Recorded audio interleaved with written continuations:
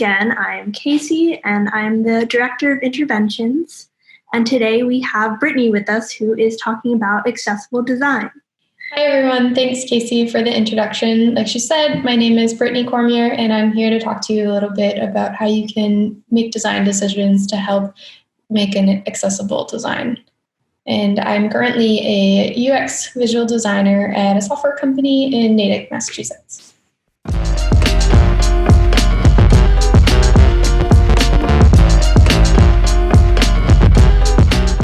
Hi, everyone. I'm here to talk to you about achieving accessible design.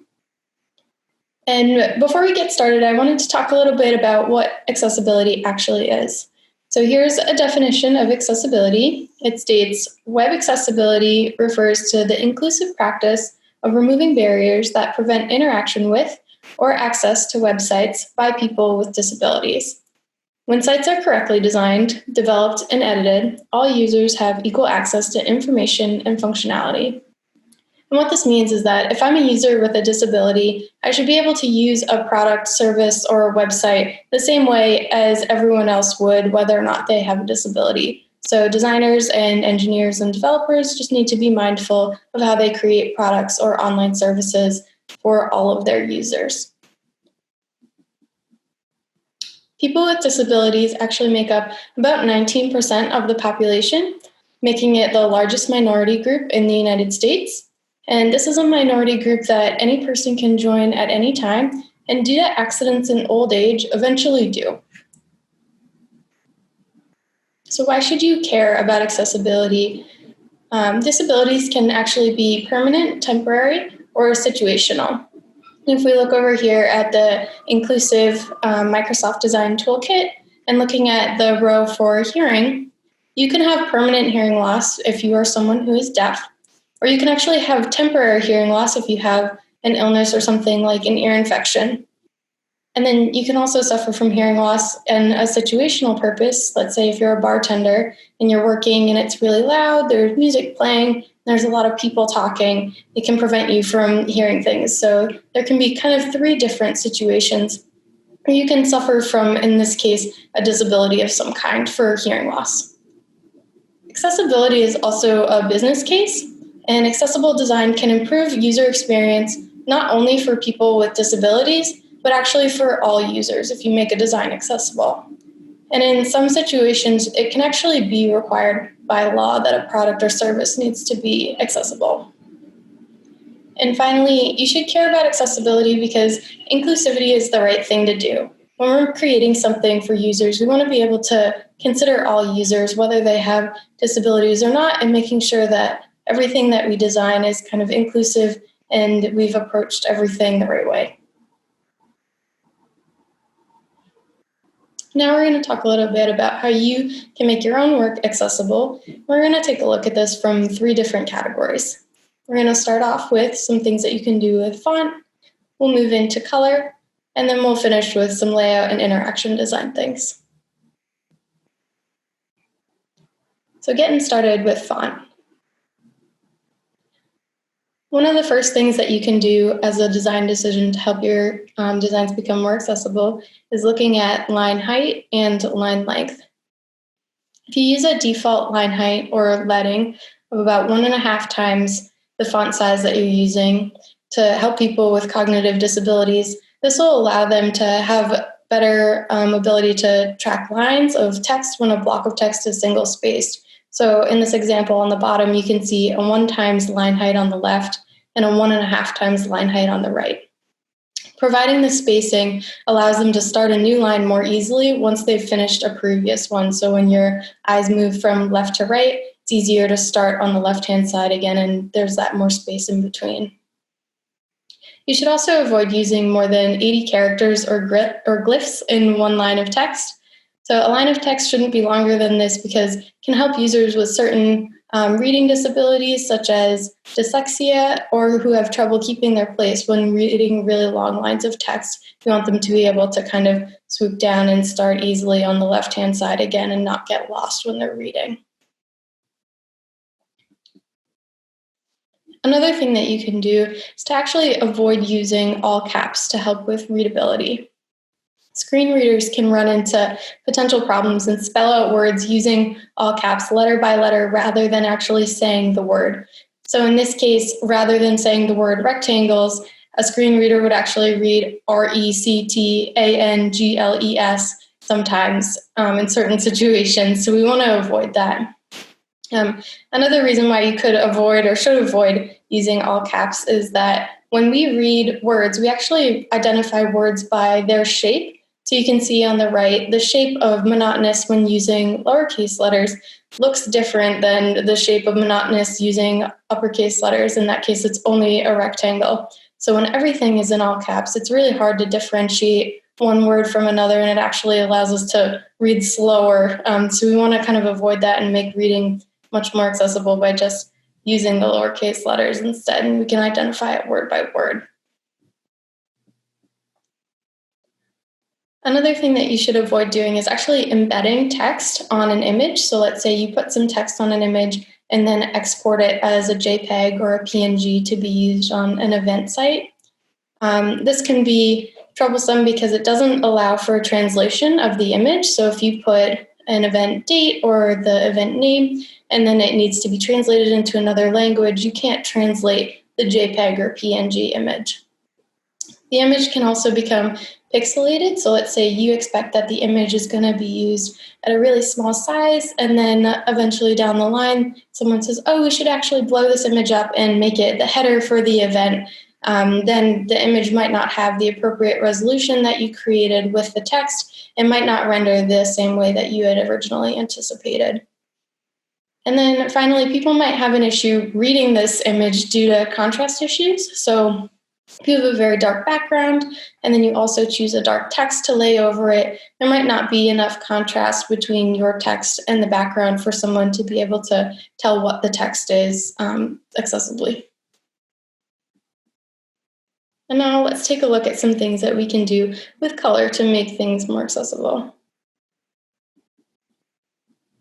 So when you're using color for text, like body text or hyperlink text, it's advised that you meet a certain ratio for each of those things.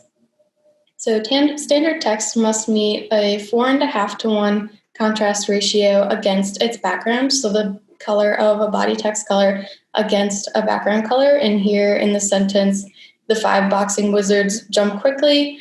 The body text, the 5 and jump quickly needs to meet that ratio against the white background. If you're using large text, that's either 18-point or 14-point bolded, that text must meet a contrast ratio of 3 to 1. So the ratio is a little bit lower as the text either gets larger or is bolded. And then when you're using hyperlink text, in the sense that color is the only affordance to show the difference between hyperlinks and body text, you have to have a 3 to 1 contrast ratio between the hyperlink text and the surrounding body text. So in this case, Boxing Wizards is the hyperlink that if I were to click on as a user would open a new web page for me. And if I'm reading through this sentence or if this is in a paragraph, I need to be able to identify that this is a link that I can actually click on. And then something that you can do to meet a contrast ratio in a different sense, that's for non-text components. So these are things like user interface components for checkboxes or form fields, and graphical objects that are like icons or data colors in a chart or a graph. These things have to meet a 3 to 1 contrast ratio with their background, so similar to the large text in the last slide. And then if you have any components that are inactive or disabled, they're actually exempt from this rule. So if you look down in the bottom, you can see on the left-hand side, this heart icon passes the 3 to 1 ratio. So the color gray that they're using against the darker gray and white background has a high enough contrast that a user could actually identify the icon. Whereas on the right, the color gray of the icon is too light and it's not providing enough contrast for you to see the actual outline of the icon in either case. So you'd want to actually bump up the contrast for that to allow for better accessibility when you're using like an app or something. A free resource that you can actually use online and that I use personally is the WebAIM color contrast checker. So anyone can Google this and this awesome resource will pop up. It'll give you the hex codes that you can enter in the top for any foreground or background colors. And then when you actually hit enter, it will tell you if your text is passing accessibility. And it'll also do an accessibility check for things like graphical objects and user interface components, and then hyperlinks like we saw earlier. So I encourage everyone to kind of take advantage of this as a resource. It's really helpful in making sure that you're passing everything to an accessible standard. And then another way you could consider how to show color in charts or graphs is to actually use patterns and textures along with that color in order to denote information. And then when you use colors or patterns, textures, and colors, you can also include a legend that uses the same things to identify categories. So in this case, we're looking at the country of Italy, and color actually isn't included here. There's only one color, but there are different patterns to kind of differentiate different sections of Italy from each other. So this will help for someone that, say, has red-green color deficiency. They no longer have to tell the difference between red and green if you're using two totally different patterns that then they can identify in a legend and actually understand what they mean.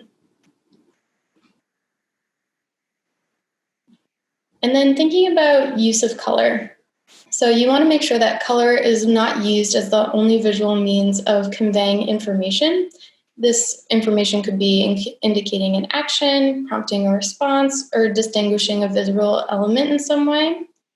On the right, you can see at the bottom, you don't want to indicate that a form field text has been entered incorrectly by only putting a red highlight around the text field. And you don't want to do this because of the same reason for using more than color in like charts or graphs. If someone has a red-green color deficiency, they won't even notice that this is something bad that has happened. We actually have to do more to help inform our users.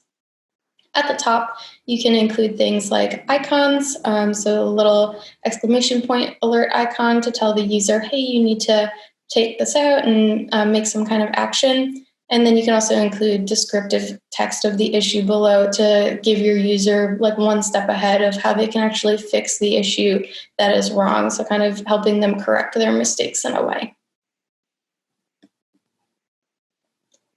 And then another thing that you can think about for color is choosing an accessible color palette to differentiate information and doing this as a precaution. So as we said earlier, you do want to make sure that you're not only using color to kind of differentiate things for your users, but just kind of as a backup, you can also make sure that you're using an accessible color palette. So on the right here, you can see Apple's activity monitors. They have the 3 circles. They actually use color and those little arrow icons at the top of the circles to differentiate them from one another. But then when we use a color simulator for the color deficiency protanopia, you can tell that each of the rings has been chosen as a different color anyway for someone that may have a color deficiency and is using this app. There are many tools that you can use to check for color deficiencies, and these color deficiencies are deuteranopia, protanopia, and tritanopia, and I'll actually share 2 of those resources with you in the next slides. So the first slide, the resource is SimDaltonism for Mac. So when you download this app for your Mac, it actually pops up a window and you can choose the color deficiency that you would like to simulate. So in this case, it's deuteranopia, and this will follow over a picture and actually give you in real time on your monitor an example of what the image would look like for you as a user, and then for someone with a color deficiency. It's really easy to move around and use to share with other people. Another resource that you can use that also does check the contrast is Stark, which is a plugin for Adobe XD, Sketch, and Figma. So you can check contrast here too, as well as color deficiencies. And now we'll move into the last topic, which is layout and interactions.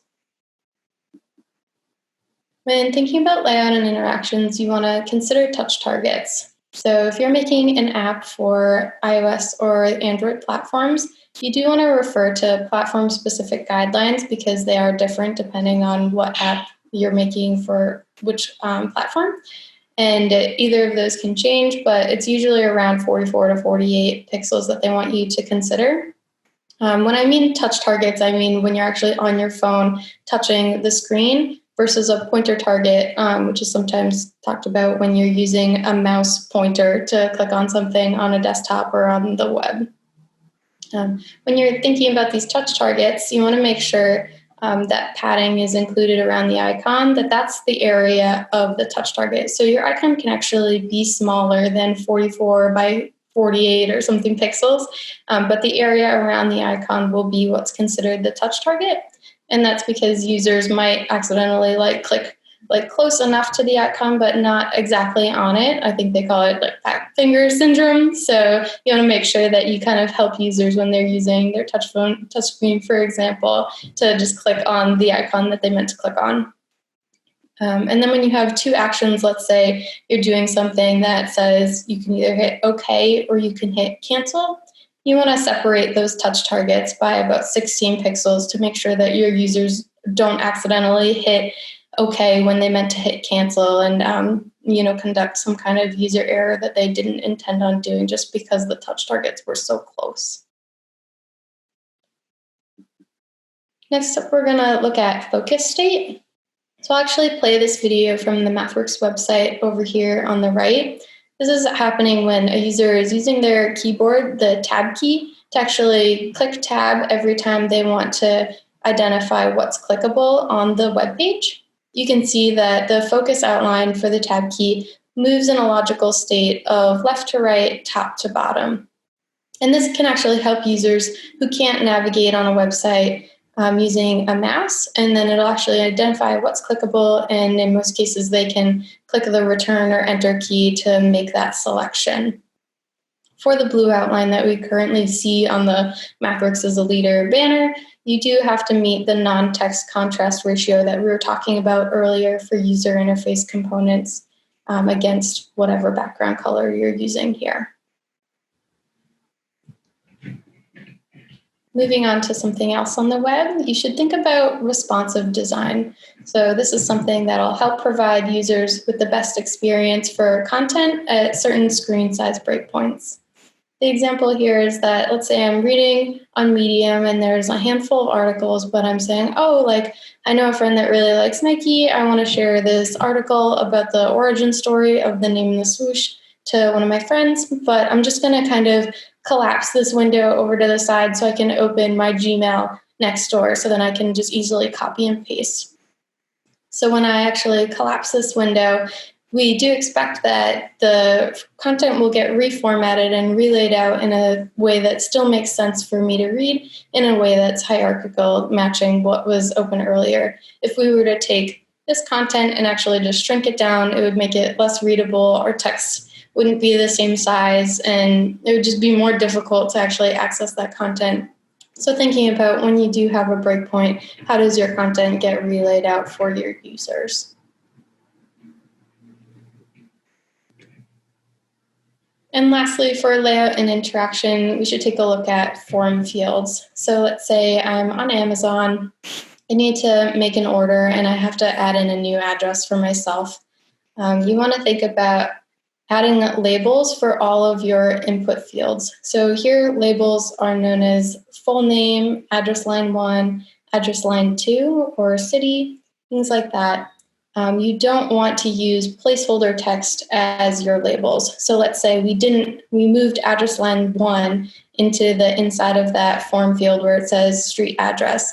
If a user is typing their address and then you're like, oh wait, was this actually the form field that I was supposed to be typing this into? I don't remember. Then they have to backspace in order to see what the label was. So it's best to just include that label above the text input box that they're expected to input text into. And then when you're doing things like showing a format example for dates, let's say you say, okay, I want you to enter your birthday. You do want to show users what format you expect them to enter it into. So In this case, it says 09/17/1992. You want to show users that, hey, we expect you to enter a 0 in front of the 9 or like a slash in between date and year and like actual day. And then lastly, it's best to identify required fields so that a user can go through and actually see which fields are required. Most websites or things use a little asterisk or that's in red or something to identify what's required and actually indicate, hey, asterisk red means required field. So that as a user is filling out their form, they know what text they're supposed to input. And then when they get to the end and hit OK, they're not surprised with, oh, you missed all these required fields afterward. You can kind of help them from making a mistake from the first place.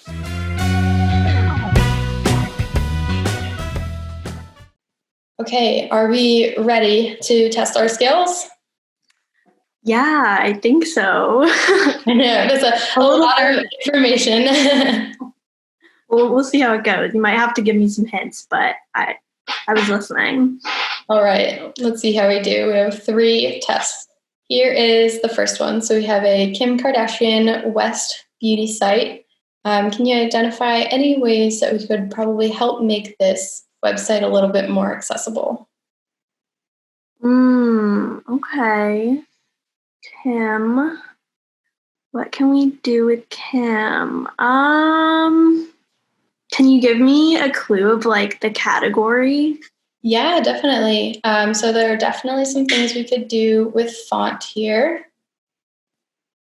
Maybe even some contrast things. Okay, so I feel like, I don't know if this is what you're looking for, but the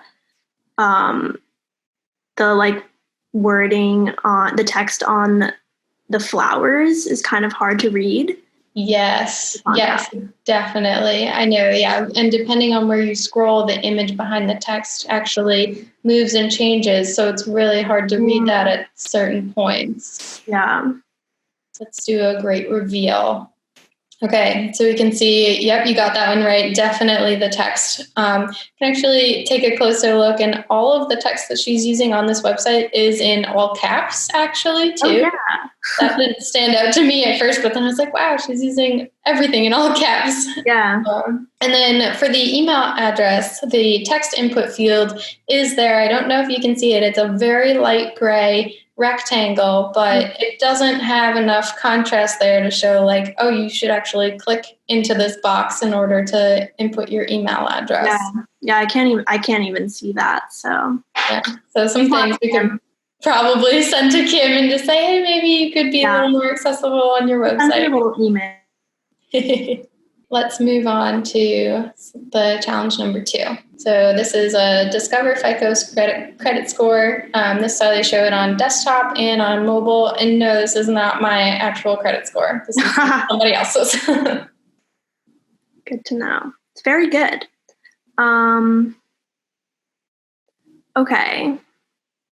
I feel like is it something related to color? Yes. The colors on the top. Yep. Like, I guess, I don't know if this is right, but like, I guess you couldn't really tell that green means good. Like you would need one of those other indicator things. Yes. Yep. You're absolutely right. Hey. Yeah. They use color to indicate whether something is exceptional, very good versus poor.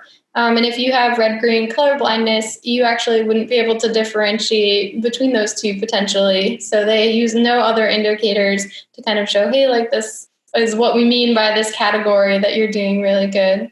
So they could use another kind of affordance to show that. All right, challenge number 3. And this one's actually a video taken from the Mint app. So I will play the video. And what a user is doing here is actually just tapping in various places on the little donut chart.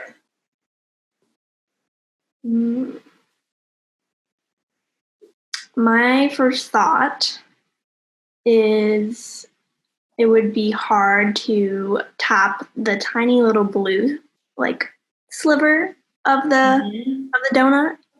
Does that have something to do with it? Yes.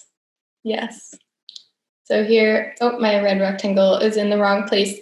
But yes, that one's supposed to be over the little blue sliver because that is a super tiny touch target to expect someone to click on. Also, there's no legend here, so how am I supposed to know like which color means which category? I can only see one category at a time when I tap. And then also, even though the chart moves when you click on it and like the amount of money updates, it's still not super intuitive, like which area is being represented after I've tapped on it. Like you can't even really tell which one's selected right now, especially if, let's say, you ended on like the super tiny sliver and that was at the top. Like other areas would also be near the top. So it's like, okay, which one is exactly in the center? I'm not sure I know. Yeah, I have to say I was not really sure what was going on while the video was happening, but I guess that's indicative of the problem there. Right, yeah, so they could probably do some work on their accessibility for their app. We'll have to give Mint a call too. Yeah, but we'll call them. Great. So kind of not to leave things on a bad note or a sad note, we should take a look at some good things that companies are doing to approach accessibility. The first one being Google. So Google has actually introduced wheelchair accessible routes. So let's say someone wants to use public transportation. In here, it actually looks like they're taking the red line in Boston to the orange line. They can go into their options and choose wheelchair accessible. And then when they do that, the actual directions get updated to hopefully become something that is something that you can use if you rely on a wheelchair in any way. They also include a little indicator here that says to use caution and that wheelchair accessible directions may not always reflect real world conditions. So kind of telling someone like, although we propose this as the best route for you, just be mindful that in the real world, things may have changed that we don't know about. So they are considering different ways that users kind of get around town. Something else Google has done is creating live caption. So this helps people with hearing loss or who may be deaf actually see a video and be able to hear it without relying on another person to tell them what's being communicated. So it works for things like YouTube, also watching videos, or even in like your message app. I know they've released this for the Pixel 4, and I think they've released it for a couple other phone lines as well. So it really helps people that may have a hearing deficiency of some kind. And then when thinking about color and actually incorporating patterns and textures, Trello has a colorblind friendly mode that someone can actually go and turn on. So they differentiate the cards on Trello boards using colors like green, yellow, orange, red, purple, blue. And when you go into colorblind friendly mode, it actually puts a pattern onto each of these colors, and then it puts that pattern also on the card. So it's easier to differentiate one card from another if you do have a color deficiency of some kind. And then we can also give kudos to Airbnb, who's made some accessible filters. So let's say you have some kind of physical disability and you want to go on and rent an Airbnb, as you should be able to like anyone else. You might need to know whether or not they have some things for you. So let's say you need to make sure that there's a flat path to the front door, or that your bathroom needs to be accessible and you need some kind of shower chair or like grab bars near the shower or the toilet. You want to make sure that the Airbnb that you wish to stay in has the things that you need before you book it, and find out when you get there that it's not accessible for you, and then you're kind of stuck. So they've done a nice job of being able to allow people to identify if an Airbnb will be okay for them. And then lastly, Netflix has introduced the narration feature. So this is currently for specific titles and closed captioning. And the narration feature describes things like physical actions, expressions, settings, and changes between scenes. So this allows someone that may suffer from blindness of some kind or some disability that affects eyesight, and they can watch and binge Netflix the same way that anyone else would. And they actually get a description of like, oh, the man was wearing a gray suit. He looked angry. They're in the mountains. Really kind of giving them a full immersive experience that you would have from watching a TV show. And then lastly, I want to leave everyone with the resource WCAG guidelines. These are technical standards for making web content more accessible. And in many of the slides that I had shown, the contrast ratios were taken directly from WCAG 2.1, which is the latest version. There's 3 levels of accessibility compliance that they show here, and it's an awesome free resource again that you can go on and poke around and kind of see where some of the examples that I had came from and dig into accessibility on your own a little bit more. Thank you. Thank you so much for sharing with us. I think it's so awesome that so many companies are doing things to be more accessible. Do you feel like that is more of a trend now than before? Yeah, I definitely think so. The more I research about it, the more I find all of those good things that companies are doing for accessibility. And I think it's becoming more well known that accessibility actually isn't like an edge case anymore in the field of user experience. People are saying that, you need to consider all of your users, whether they have disabilities or not, and kind of make sure that you incorporate all of those things when you're designing, because you never know what someone might be running into when they're using a product or a service. Well, thank you so much, Brittany, for joining us today. And thank you to everyone for watching. We'll have all of the resources linked down below. Awesome. Thanks, everyone. Have a good day. Thanks, you too. Bye. Bye.